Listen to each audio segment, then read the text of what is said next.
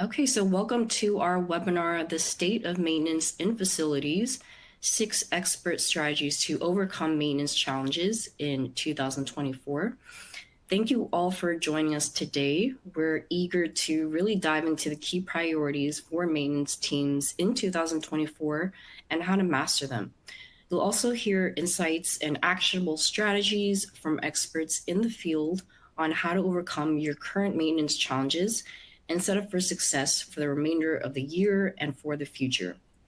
We encourage you to submit any questions that pop up at any time during the course of the webinar. Just drop it into the Q&A window you'll see on the right-hand side of your screen, and our team will answer you in real time via chat, where we'll address your question during the Q&A at the end. And with that said, I'd like to introduce our speakers to you today. First with Samantha Handy. Samantha has nearly 15 years of experience in consulting, software implementation, change management, and in communication and marketing. She specializes in bringing both innovative and evidence-based solutions to an organization's workflow. Her strategic emphasis on developing people and their work systems delivers significant results in both productivity and organizational culture.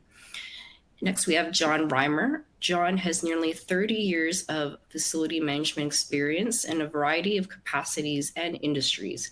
He has worked in numerous sectors, including higher education, higher tech, corporate real estate, data centers, healthcare, just to name a few. He and his team use their breadth of knowledge and diverse expertise to provide comprehensive consulting and support services. And last but not least, Kristen Drake has over 15 years of experience as a customer success executive, building, developing, and leading high-performing customer success teams in fast-paced environments. Her passion is delivering an exemplary customer experience by focusing on customer value and engagement while improving processes and systems. And with that, I would like to pass the floor to Kristen to dive into some of the results from our survey report. Thanks so much for the introduction, Yuri, and excited to have everyone here with us. We have recently conducted a survey with over 250 maintenance professionals in our State of Maintenance in Facilities report. So in that survey report, maintenance professionals listed their top 3 challenges this year, with 52% listing breakdowns and downtime as a top challenge, 49% listing aging equipment, facilities, and infrastructure, and 40% listing finding skilled workers for those workforce shortages. So today we are going to be focusing on these 3 areas, starting with unplanned downtime and breakdowns, extending equipment and infrastructure lifespan, and addressing workforce shortages. Now, in addition to those, we're also going to explore several other top priorities from our survey, including maintenance KPIs, regulatory compliance, and meeting customer expectations. So these will be our key areas of focus today, and we will kick it off by starting with unplanned downtime. This is at the top of everyone's minds, and based on our report findings, we have found that preventing breakdowns and downtime is the #1 concern for facilities maintenance team. Especially in sectors like transportation, construction, or healthcare, this is top of mind. And for highly regulated sectors, this can be especially crucial. Reduced downtime will transfer into lower repair and labor costs, higher productivity and profits, and a more competitive position in the marketplace. So we'll get started today by hearing from the team on what measures are you taking to maximize uptime. Samantha, do you want to kick us off? Sure. Thanks, Kristen. So to maximize uptime, we prioritize preventative maintenance and annual maintenance inspections. And another way that we address this is through operator training and retraining, just making sure that your staff is trained on the equipment that they are using and that they're using it properly to begin with. And by utilizing Limble, we were able to identify some reoccurring operator issues and patterns in some of our work order submissions so that we could revisit that with our shop manager and our supervisors to identify and train those operators further using a problem cause remedy type process. That's great, Samantha. It sounds like you're really trying to get ahead of everything with that preventative maintenance piece. John, are you seeing a similar thing? What are you thinking about maximizing uptime?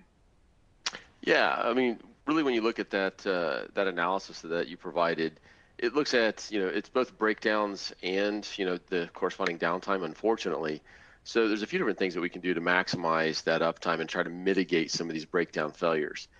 The first that I'm going to throw right out there when we talk about maximizing uptime is, one, are you tracking it? So are you tracking downtime or conversely uptime? Because it's that whole saying, what gets measured gets monitored and managed. So if we're not tracking that, we definitely need to. And again, you can take care of that inside of your CMMS. The other component that I would look at there too is because ultimately we need to try to drive us towards reliability-centered maintenance. And you can do that at a smaller scale. Again, depending on the industry, you can dive deep into it where you're doing failure modes and effects analysis and implementing a full RCM program, or you go with more of the little s in front of the RCM, so a streamlined RCM approach, which still you want to track that downtime because that's extremely important. We'll get to that a little bit later. But then I'm going to look at failure codes. So as I'm starting to do my analysis, what are causing these downtimes? The failure codes will help us kind of group those corrective maintenance work orders into buckets, so we can quickly analyze where are our problem children, basically. And you will be amazed once you start doing that analysis as to, if I fix this 10% problem, it'll solve 90% of my issues. So it's those little things like that that will stick out like a sore thumb once you start, one, capturing the data, and two, starting to do the analysis. Yeah, totally agree. And thank you for those details. So to recap, sounds like a lot of proper training and preventative maintenance, along with tracking and analyzing that data. And actually that leads us beautifully into our next topic, because I think, one of the key pieces around preventative maintenance also will potentially help you to extend that equipment lifespan, right? This is next on everyone's mind. So let's talk a little bit here. According to our survey results, dealing with aging equipment, facilities, and infrastructure, and really finding ways to extend their lifespan is a prominent challenge. Everyone is experiencing this across industries, we found. And for certain industries like hospitality, for example, this can mean guest dissatisfaction, reduced business. For transportation, outdated equipment requires more frequent and more expensive maintenance and could even pose safety issues for vehicle operators. So would love to hear from both of you. How are you approaching this in your facility to make the most of your current equipment and infrastructure? Samantha, should we start with you?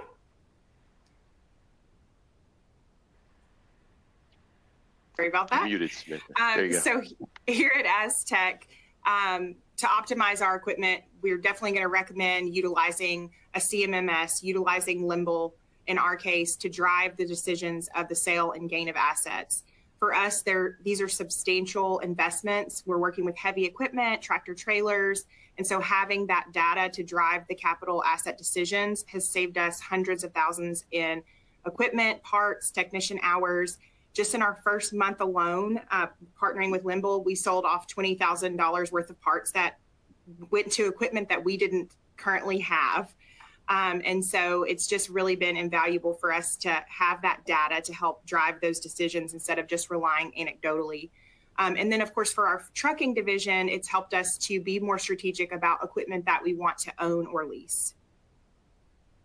Yeah, that makes a lot of sense. And I think it's an interesting piece, right? Because people don't necessarily think about the parts that you never go back to, right? It's kind of like John mentioned earlier, if you're not measuring it, you can't manage it.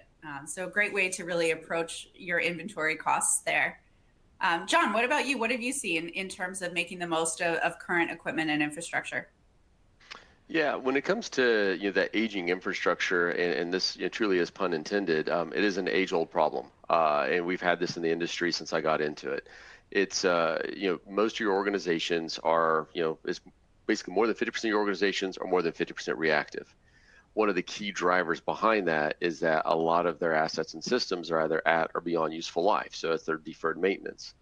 and really to dig out of this pit that we've been putting ourselves into for the last few decades as our infrastructure dates itself, is to, one, put in a capital replacement program. And the second is going to be talking about maintenance, which we'll get into next. But a capital replacement program is going to be key with any of our challenges that we are wrestling with in trying to advance your facility management organization. First step is, one, figure out where you want to go. Two, create that plan and then work the plan. That goes true here with digging out our deferred maintenance. Typically, to do a capital replacement forecast and planning, you've got to do a facility condition assessment. I need to know what I'm working with. How old are my assets and systems? What's their condition? I need to estimate replacement date, replacement cost, so I can build that into my capital budget. Now, again, knowing that we've got a lot of deferred maintenance, it took us a long time to get into that hole, we will not be able to dig out overnight. So you've got to prioritize that funding and that spending, typically based off of criticality of the assets. The other component that is going to tie into this, and this is where we as facilities, we've done a horrible job of, one, putting together this information, but then two, selling this information. Because the challenge that we'll run into is, let's say I need $5 million year over year to put back into my facilities to even just to maintain them in their current condition. When you look at facility condition index, which is a KPI we can hit next. The challenge is that, okay, your management says, great, you need 5 million, I can only give you 3. Well, in the past, we would turn around and go, okay, let's figure out how to make 3 million work. Well, it doesn't work. We just kick that proverbial can further down the road and it just gets bigger and bigger. We have to be able to tell them, here's the cost of them saying no. Because if they can't fund that $5 million that we need, our risk is going to go up, our break time is going to go up, uptime is going to continue to go down. So it's creating all sorts of these other issues that lead us more and more into firefighting. So again, and I hate to say this and beat this data drum, but we've got to have that data. You've got to have that information. And that's where you use something like Limble. I've got to get it all into the system so I can report that data out and show them the numbers and prove to them, here's the cost of saying no. This is why I need this money, because we're trying to battle these different fronts of reactive maintenance, downtime, et cetera. Yeah, well, and I think a big piece of that too is like sometimes you don't have the budget, right? And you might get stuck with some of that. And that's where that preventative maintenance really comes into play. So instead of waiting for something to break, how can you make sure, to Samantha's point, you've got the right parts on hand, right? Ones that actually you still need and that makes sense, as well as then how can I put a schedule in place that will keep it running and keep it ahead while we're still making that case. We had 78% of our survey participants say that they were focusing on preventative maintenance of their equipment to help with this challenge. And I think that definitely is a key area. I would love to dive in, though. You have led us beautifully, John, into our next topic of KPIs. So thinking about thinking about the data and everything else, what are those key performance indicators that your team is looking at to make sure that you're measuring the right things? So are there specific performance indicators that you're tracking? Samantha, anything that you want to go through here? Yeah. For us, we're going to pay special attention to planned and unplanned maintenance, as well as response and open task time.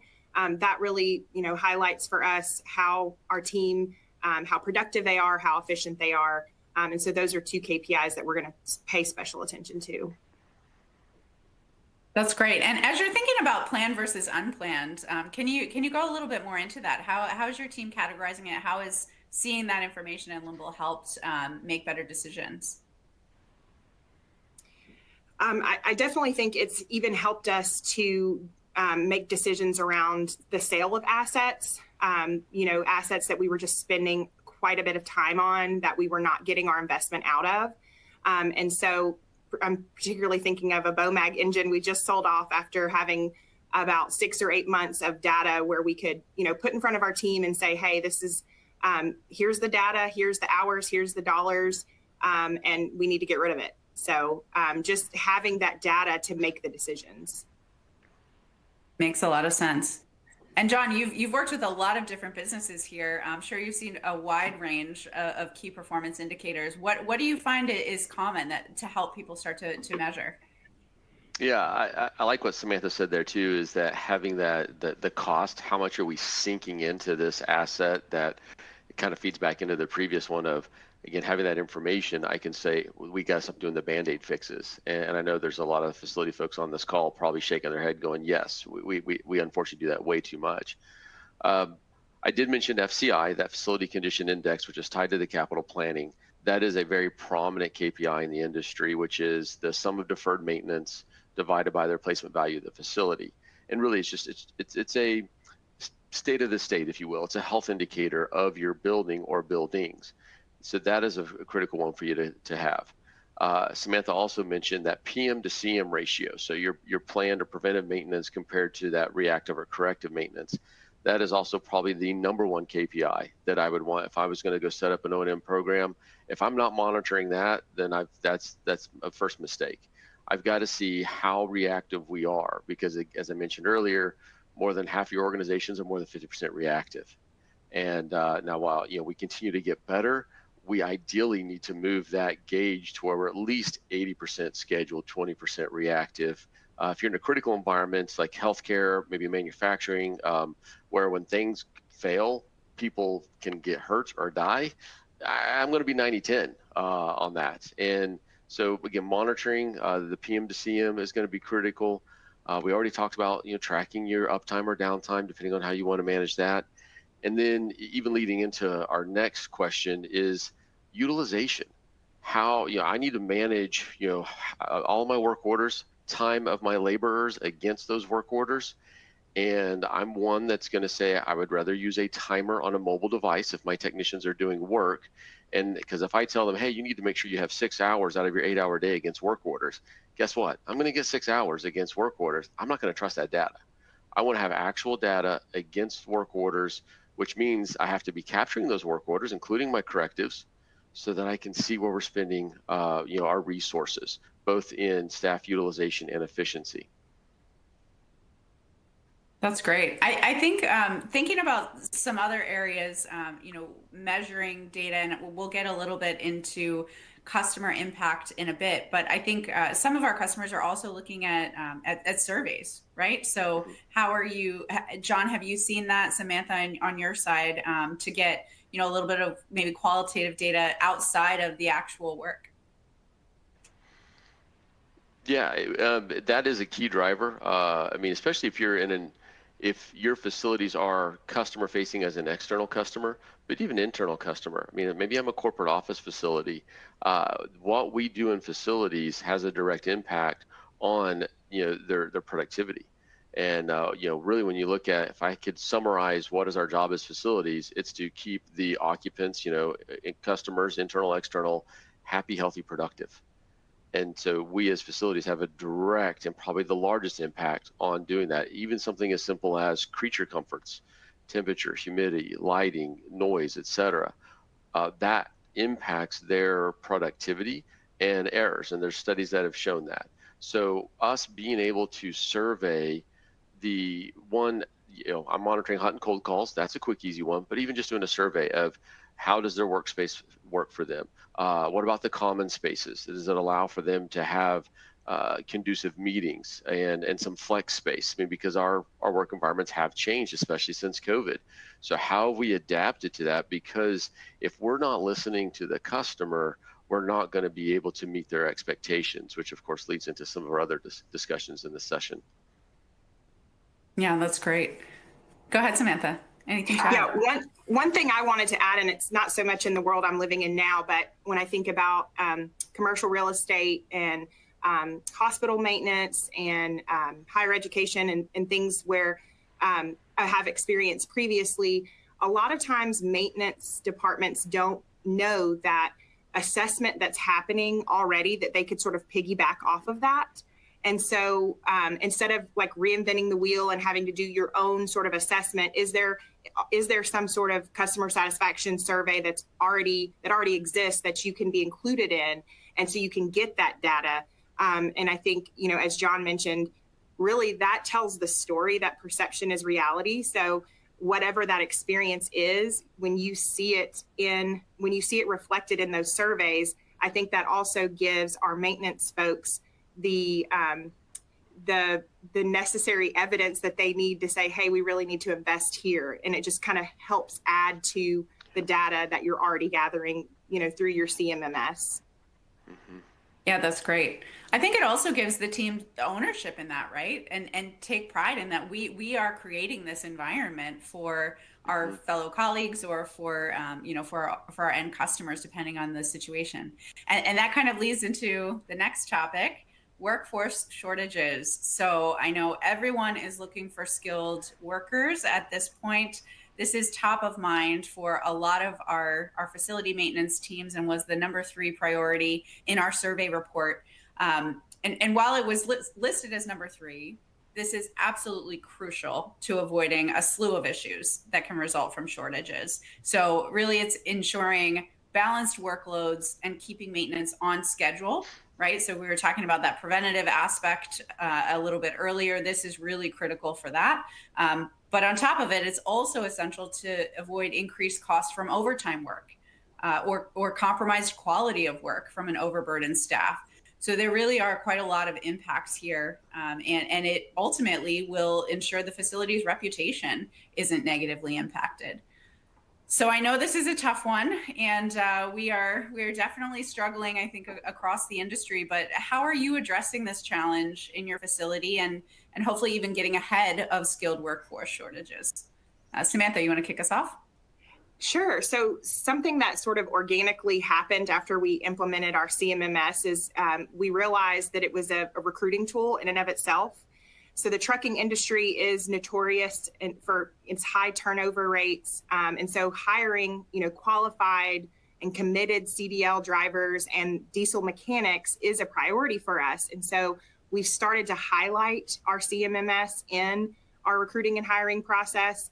Essentially, if a CDL driver, if their truck is down, they're not driving, that affects their hours of service, which ultimately affects their livelihood, their job satisfaction. And so in that recruiting process, we talk about the ease of use of our CMMS, work order prioritization. We're not going to leave you stuck on the side of the road.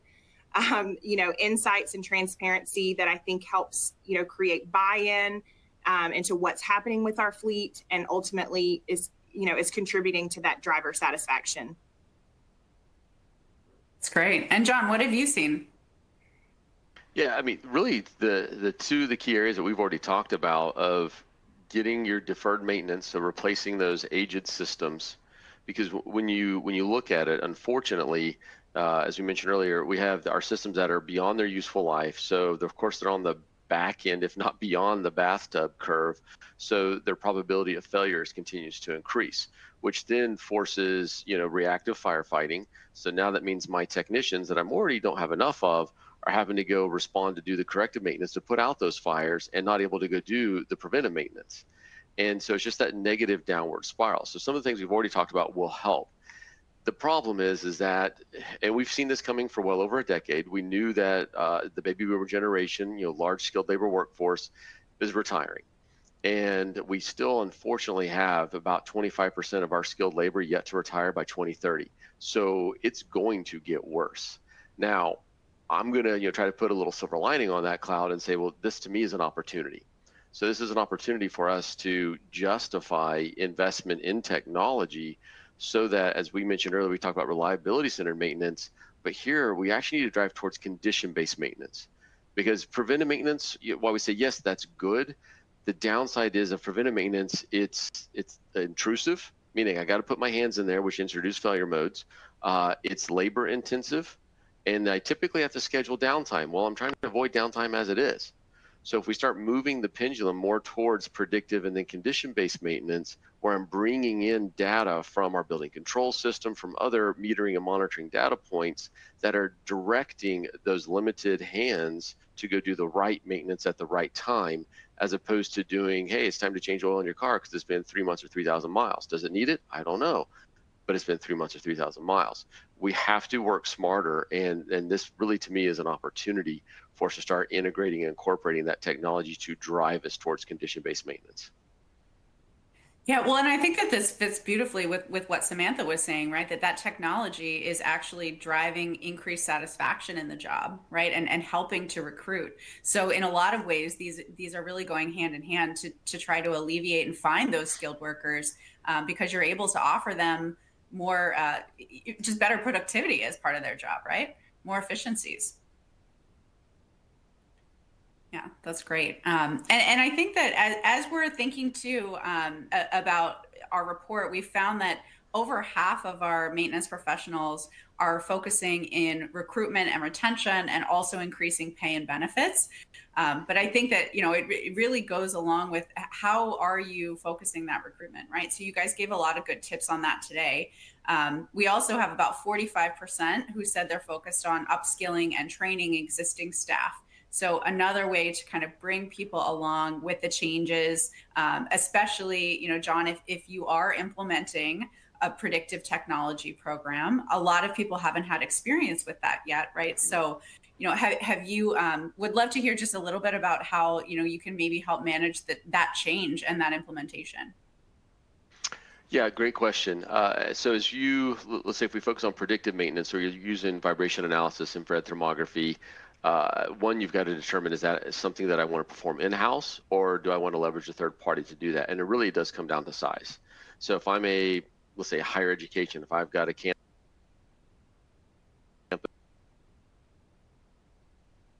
and I've got some service in-house, and then that means, well, I've got to buy the technology, which really isn't that expensive. I mean, especially, IR cameras, you can get a really good camera for about $3,500 to $5,000. Whereas I'll say back in the day, because I'm old enough to say that now, back in the day, I mean, you had to buy those little camcorder size that you put on your shoulder that were 6 figures. So technology has come a long way, and the cost has also gone down, which is great.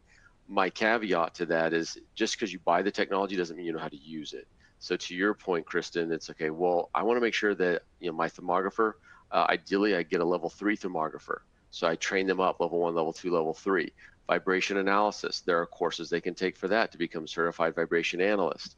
So it's an art and a science, and training those folks to be able to do that's going to be really, really important. So that would be, again, leveraging that technology. But again, if you're not large enough, well, it's okay. There's certain little things you can do for predictive maintenance in-house, where there's these smaller, more inexpensive tools that at least kind of give you like a red, yellow, green indicator. And then if I'm seeing yellow and red, well, now maybe that's when I bring in that third party to come in and do the actual vibration analysis. So you definitely have options there as you try to build out and justify your program. Yeah, that's great. I love, we've had a couple of people chat in to say that they are creating training tracks to grow their staff into key skilled positions, right? Because of challenges in recruiting. So love to hear that that's something that a lot of our participants today are thinking about. I know that maybe that could be something as we think about like what that looks like, could be even a topic of a future webinar, because I think there's definitely a need there as we continue to face these shortages.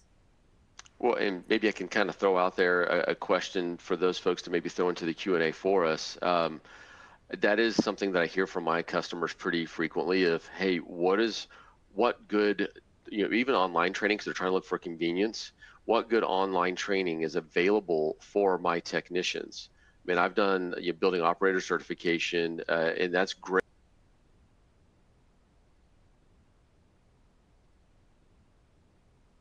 Great, useful training in particular equipment. So if any of those that are watching this webinar, if you guys have some good resources, I would love to see you just throw those in, because I would love to research them and see how we could better the folks that we work with too. Yeah, that's a great ask. Excellent. Well, let's hop to our next topic. We've still got a couple more that we wanted to cover, and this one we've touched on it a little bit. But we've talked a little bit about challenges with the maintenance team and a lot of great ideas so far. But now thinking about looking outward, facility maintenance professionals need to meet our evolving, and things continue to change, right? Customer expectations continue to get higher and higher. 33% of our survey participants marked this as a key priority, and we specifically are one of the most directly customer-facing members of the maintenance position in the facilities team. We really need to focus on receiving and responding to work requests, and it's right at the forefront of customer service and in really giving the best look, the best perception of our organization to our customers. So would love to hear from both of you around how are your teams adapting to the evolving expectations of your customers? Yeah, so here at Aztec, we're in construction and trucking, and everything is urgent, everything is a fire, everything is a priority. And so having a CMMS where our maintenance supervisor is able to manage those competing demands, both amongst our internal customers who ultimately support our external customers, but also being able to prioritize other critical tasks, having the transparency and the insight into the system with notifications on, hey, we see your order, we see that it's urgent. Here's where it falls in sort of the prioritization list. All of those things have contributed to, I think, a more efficient staff, a more efficient shop, which has then, supported our crews and our crew members, and they ultimately support our external customers. So just, ensuring that we're not getting in our own way, that we're doing everything that we can to be as efficient and productive to deliver that end result to our external customers. Yeah, you don't want your team to be the reason for delays, right? Yes. We have enough of those in construction. Yeah. Exactly. John, what have you seen? I mean, you've worked with all different types of organizations. Would love to hear a couple of different types of examples. Yeah, the approach that I recommend is what I call managing up, out, and down. And when you look at this, we're talking about just even managing expectations. I'm going to extend that to say we're also managing perception as well, because one of my little Johnisms is perception is 9/10 reality and sometimes more. So, and this is more of managing across. So managing out is we've got to ask, and a lot of times in facilities we're afraid to ask because we know what we know better than they do what they really want. We can't go with that. We really do need to find out, especially as our workplace does continue to evolve. Well, what services are needed? What workspace configurations are needed? What is working for them versus not? Because again, as we said earlier, we as facilities have a very large impact on the productivity of those people sitting in the space. And that's also the way that we're going to get our funding justified too. So being able to ask those questions, taking advantage of the surveys that you already mentioned, soliciting that input, and making sure we have clear understanding of the expectations. The second part is, okay, well, in order to meet those expectations, it's going to require certain levels of service. And oh, by the way, it costs money to provide that service. So we use that to justify our resourcing so that we can meet those right services, and also maybe even redirect or reallocate resourcing because maybe we've been providing a service we don't really need anymore, or it's less important, so we can redirect funding. And it's just be a pay associated with it, where I've got this service level agreement. So in order for me as a contractor to do that type of work and meet those SLAs, it's going to cost X. We need to have those same types of conversations and discussions with our business partners, but even more so now management. So this is where we get into managing up, of making sure that they understand there is a cost to run facilities, but that cost, and really more so, I want to say the value prop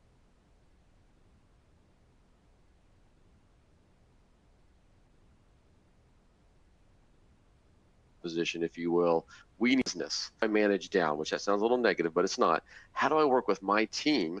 Because I might be the facility director or manager that I know what I'm trying to accomplish, but if I don't have my team on board, they're going to be working against me, and they far outnumber me because I've got far more technicians, custodial staff, groundskeepers.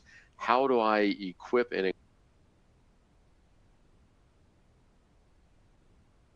encourage them to get the value of what they do, so that they are selling? Because we in facilities, we are always selling the value of facilities to everybody that we interact with. We just do a really bad job at it.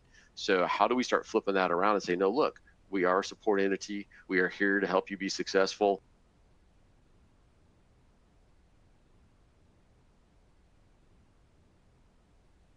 And then start driving that again across the organization and up the food chain so that we can get the resources we need.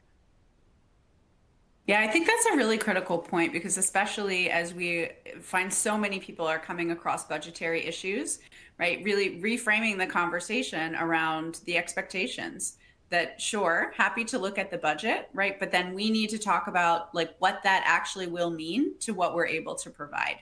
And going back to earlier in the conversation, having the data, having the key performance indicators clearly defined will help to have those broader conversations, right? Yeah, and as we're thinking about managing up and kind of thinking about the value of facilities, have you, Samantha? I don't know if in your organization, like how you've thought about this for internal teams as well, thinking about with prioritization and really communicating that out. Have you had any successes in kind of working together on what that prioritization is?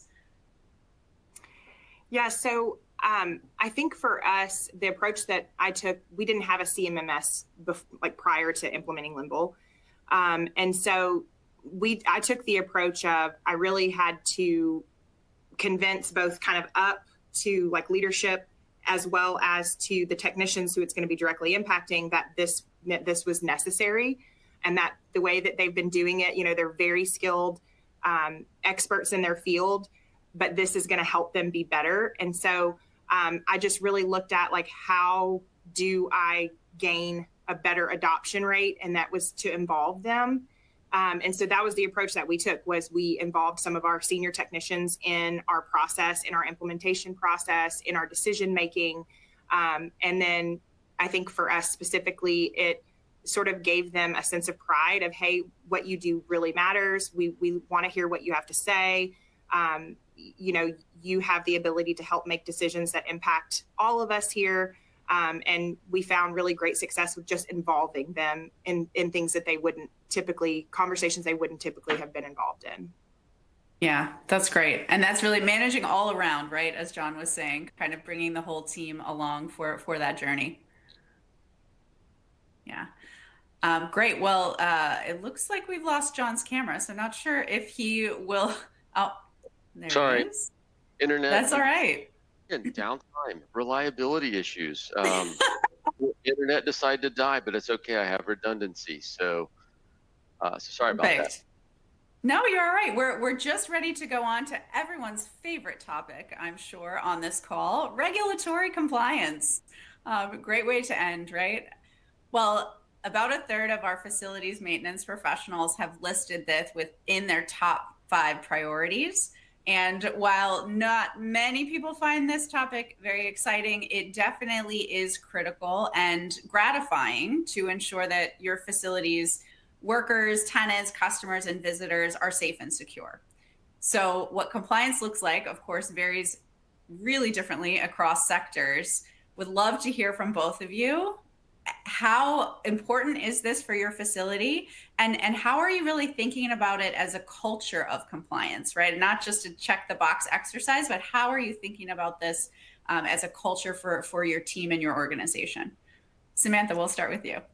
So I actually am unique in that I actually like this stuff.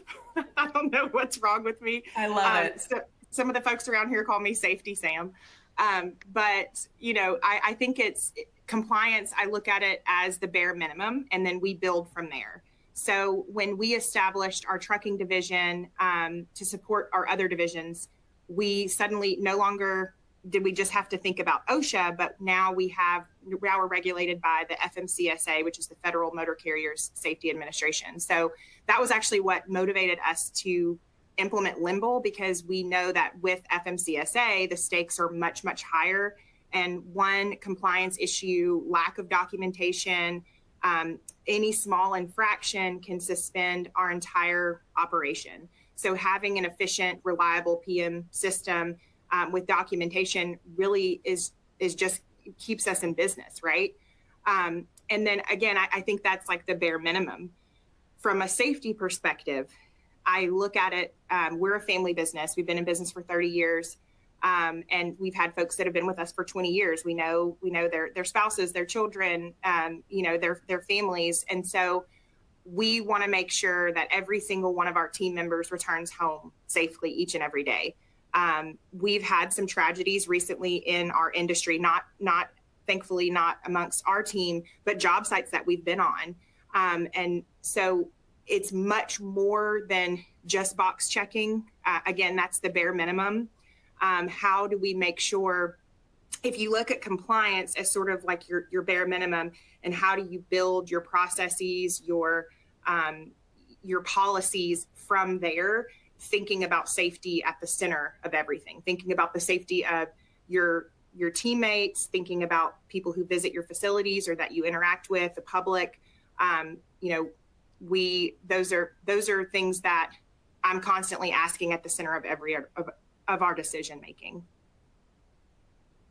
Yeah, that's great. I mean, I think that's definitely the right attitude to have, though, right? It's the safety of your team, that people can go back home to their families, right?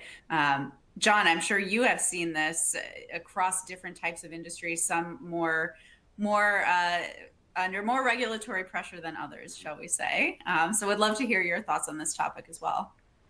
Yeah, and you're absolutely right. I mean, some industries, compliance is, of course, the top priority, right? Whether it's healthcare, food manufacturing, et cetera.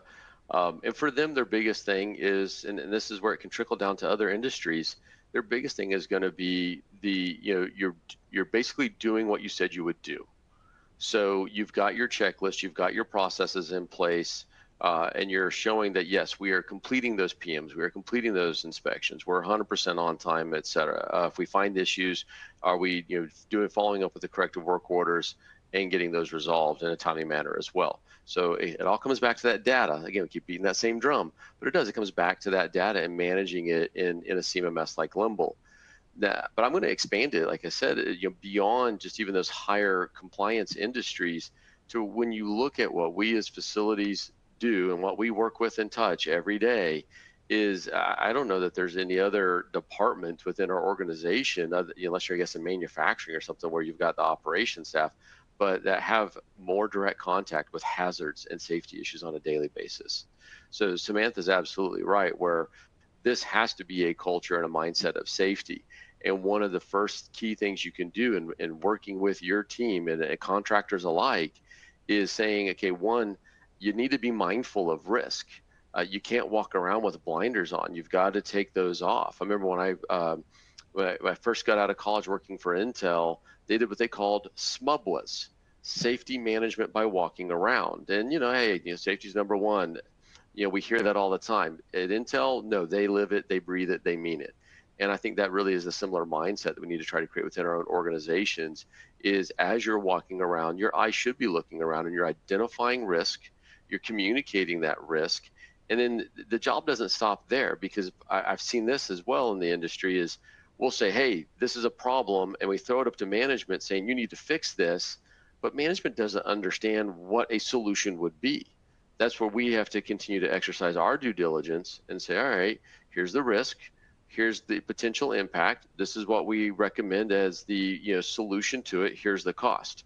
And then hopefully you get the thumbs up to put that in place so that we mitigate that risk.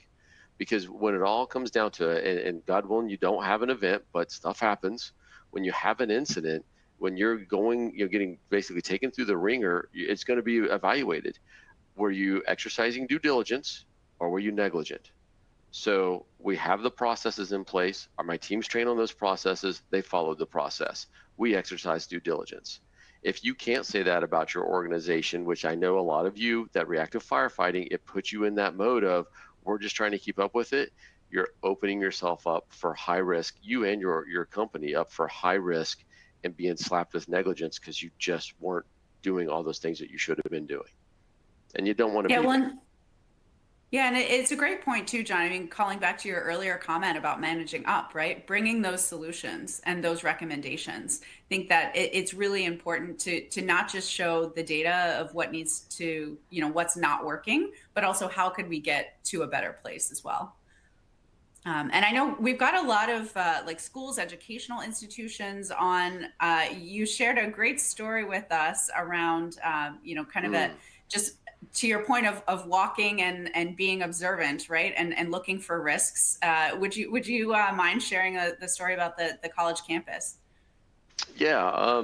So basically, as many years ago, coming out of the steam tunnels of a university campus, and when I came out of the steam tunnels, one of the first thing I noticed was that they had recently put up all these LED lights for their campus.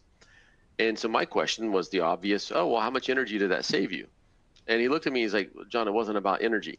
I'm like, oh, tell me more. And he said, well, on any given night, we would have about 25% of our exterior lights were not working. When you have dark areas on a college campus, bad things happen. And so if bad things happen on campus, mom and dad are not going to be so willing to send their precious little co-ed and their dollars to your campus. So you're losing money right there, and the risk and the bad publicity, et cetera. He said, secondly, he's like, I had 4 full-time electricians that were running around trying to keep up with all those lights that were out. He said, since we've moved to LEDs, he's down to half of an FTE of an electrician just maintaining those lights. So he's like, by the time you get around to the energy, that was icing on the cake. That was a bonus. And what he did is, and he didn't know this, but he went through what I refer to as the rule of 110 and 1. Because when you look at an organization, the largest asset and expense is going to be basically the people, the productivity. That's how the widgets get made. That's how the keyboards get pounded. Or in this case, this is students and faculty coming on site. That's the $100, which really is more like $400 or $500, but that's your 100, and that 110 and 1. The second largest expense is going to be is your facilities. Second largest asset and expense is facilities. That's your $10. And that kind of answers Russell's question a little bit earlier, that he asked earlier, that we'll get back to, is why are we in facilities always getting our budgets cut? Well, it's because we got a big bullseye on our back, because we are the second largest asset and expense, and the first largest asset and expense being the people. They don't like doing layoffs, so they go cut our budget instead. And then that $1 is the utility side of it, the utility cost. So really, when you look at that example, he's like, hey, we're putting risk and safety first, making sure that we continue to bring in the revenue that we need. And I reduced my operational expenses for maintenance and repair. And then, oh, by the way, we saved energy, which I can now float that out there as part of, look at what we're doing to better our campus. And it goes along with their green and sustainability initiatives. So it's a win-win-win. Well, and I think that it also, it's not always easy to pull yourself out of kind of the day-to-day thinking, right? But bringing it back to the conversation of, hey, we're going to ultimately lose our students, right? And that is a much bigger impact to that university than saving some money on the energy piece of it, right? But trying to think more broadly about what are those larger impacts, and what can we manage up with in terms of our data and our stories, our reasoning for making some of these requests and changes. Yeah, because we, unfortunately, in facilities, we are viewed as a cost center, that that necessary overhead, if you will. And yeah, we are a cost center, but we are an enabler of the productivity of that $100. And so us being able to make that mind shift change, that goes back to selling the value of facilities, is showing that where you spend that $10 in facilities is directly impacting that $100 on that productivity side, the people and productivity side. So if we have to pull ourselves, as you said, Kristen, I said, you can't see the forest for the trees. And unfortunately for us, the trees are on fire. So we're kind of buried in smoke too, with all that reactive firefighting. We've got to get above that and see that big picture, and then be able to communicate that big picture up, out, and down through the organization. Totally agree. Well, really appreciate all of the insights. I think those were all the key topics we wanted to cover. So we do have some time for Q&A at the moment. And we've had a couple of questions that have started to come in already. But for those of you that haven't yet put in a question, feel free to use the Q&A panel on the right side of your screen.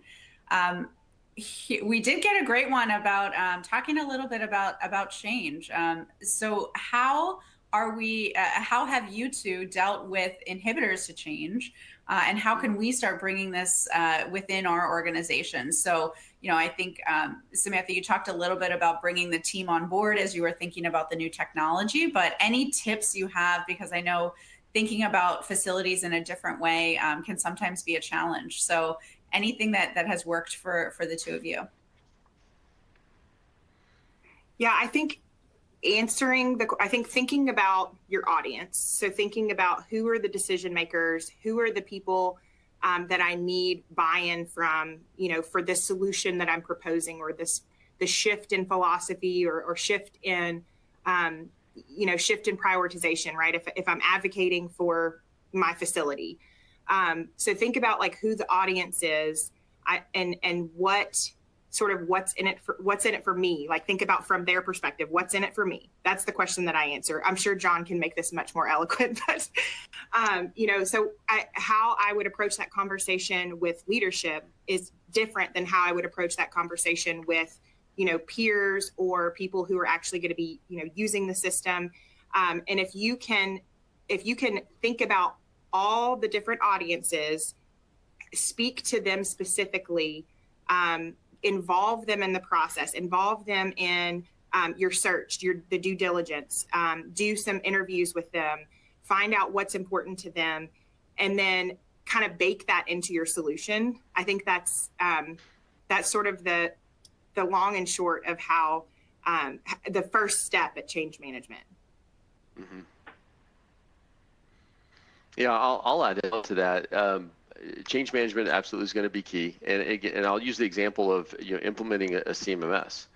That's going to be a big change, because it's not just that I'm implementing a software solution. No, I'm implementing a new business solution, and the success of that is going to hinge heavily on your technicians adopting the use of it. Especially now, I'm like, oh, you're going to start using mobile devices, and so now they start going, oh, it's Big Brother, and they're trying to just track what we're doing, and it's like, no, you've got to be able, before you start getting into that tactical part of it, you've got to go to the strategic angle first. And so my recommendation when I work with clients is always, let's start with the vision and mission for your department. And you can't do that in a bubble. I want to make sure that I'm having those discussions with the boots in the field, and pulling them into that conversation so that they get a sense of ownership into that vision mission, so that as we get around to starting to implement some of those tactical changes, they're understanding why. And I think Samantha made a very, very good point. And again, I don't want to minimize this at all, the technicians, but a lot of them, they are looking at it as, how does this affect me? So again, I'll use the example of, all right, I'm trying to get them to using mobile devices. This is not for us to track you. Can we do that? Yes, absolutely. But it really is more of, how do I equip you to put the data at your fingertips in the field, so that you can pull up the O&M manuals, you can pull up the asset history, the maintenance history, you can look at inventory items while you're up there trying to troubleshoot that package unit up on the roof. And I don't have to get down and button everything back up to make sure it's safe and secure and go get back in my truck and drive back to the warehouse to see if we have the part. I can look and see right there while I'm up there on the roof, and I can request it. So it's just, again, trying to increase that wrench turning time and show them that I can give this information to you in your fingertips. And then that changes their mindset, where they're going, oh, this might be useful. So they're starting to see, one, the big picture, but they're also now seeing how it can benefit them and help them. Yeah, that's great tips. I think kind of a related question has come in. Any tips on expanding as the job is getting bigger, right? So we talked a little bit about upskilling and creating training tracks for staff, but what about for leaders in this space? So leaders in the space, there are definitely different certification programs out there. I mean, for example, I'm a certified facility manager and a Pro FM. So you do have those, available to you. And it also, I'm going to include this in the selling. Okay. So whether it's me as a manager, director, or even if I start having my technicians going through some of these different courses and getting certified and trained in different things, I'm going to take those credentials and I'm going to, sell those, pass those through the organization as part of that managing up, out, and down, to say, look, so-and-so just got this new certification. Well, why? Because it does take knowledge and skill sets to do what we do in facilities. So I'm passively educating, those customers, if you will, and those stakeholders that, look, there's a lot that goes into facilities, and it just drives back to selling the value of what we do. And hey, this is why we need this funding and resources, because we're more than glorified janitors. And unfortunately, that's how a lot of them see us. So it's just trying to expand that mindset. But no, there's absolutely, and I'm looking at Daniel's question there, any tips on expanding when the job is getting bigger? Efficiency. I've got to know where I'm spending resources so that I can trim out those inefficiencies. So the example I used earlier is, how do I increase wrench turning time? My hands are going to get less. I need to maximize those hands. So I cannot do that without the information. I need that data. Yeah, Samantha, anything to add on that? I think on the technician piece, you know, showing them there's so much unseen work that our technicians do, and giving them this tool and giving them the opportunity to see how what they do impacts sort of the end product or the end result. I think that it speaks volumes to, hey, we really value what you do. We need you. You're a critical part of this team. And so investing in a tool like that, even if they're hesitant, and helping them to understand their value in the big picture, that is what has been successful for us. And that's where I would recommend, you know, engaging those technicians early in a process. You know, any tips on expanding when the job is getting bigger? That's where I think, like, let's do what we do well now. And so that as we add more volume, we have more efficiency in the process. And so I'll sort of kind of, you know, be the biggest cheerleader for Limble in that regard, or implementing a CMMS, because I think it helps with so many different areas of your business. Mm-hmm. Yeah, I tell people, if you do not have a robust CMMS in place, your facility program will fail, guaranteed. So, I mean, it's when we work with customers to improve their facility program, if they don't have a robust CMMS in place, that is the first place we're starting. Yeah, makes sense. Well, and I think it comes back to the KPIs and gathering the data, right, to tell the story. Mm-hmm. You can't track it. If you can't track it, you can't measure, and you can't make it better. You can't continue to grow. So it's a great point. And actually, we had a question come in about some of the KPIs at the beginning. We will be sharing this presentation out with all the attendees, so you can dig in there. But we only have a minute or so left. So any key KPI that you guys want to reiterate for the team as we have kind of a final question? So KPI from the beginning, yeah, repeat those. So your PM to CM ratio, preventive maintenance to corrective maintenance ratio. So on the operations side, that will be the primary one. I would also monitor uptime or downtime, and don't sweep that underneath the carpet. And part of that is going to be, do you know the cost of downtime or even rework? Even in a corporate facility, for every 1 degree outside the comfort zone, it's a 2% loss in productivity. Okay, so there's simple math you can do. That's a whole nother conversation that we can have. So downtime, hot and cold calls, in that case, corporate environment. And then FCI was the other one that we mentioned too, facility condition index. That's for your capital replacement planning. And you can Google that one, facility condition index. You'll be pretty quick to find how to calculate that. That's great. Well, thank you for going through everything. I want to make sure that everyone knows, if you would like more information. Oh, go ahead, Yuri. Sorry, take it over for you. Yeah, no worries. Yeah, just wanted to point out, if you would like to learn how Limble can help your team overcome your top 2024 maintenance challenges we've discussed today, please feel free to reach out to our team to request a demo from the window on your right, and a product specialist will get back to you shortly. And also, just before the webinar ends, there will be a window that pops up to take a short 1-minute survey. We just really appreciate your feedback there, and encourage you to submit any topics that you would like to see us discuss for any future webinars, whether they're more Limble specific or more broad maintenance related topics that you think could help you in your everyday job.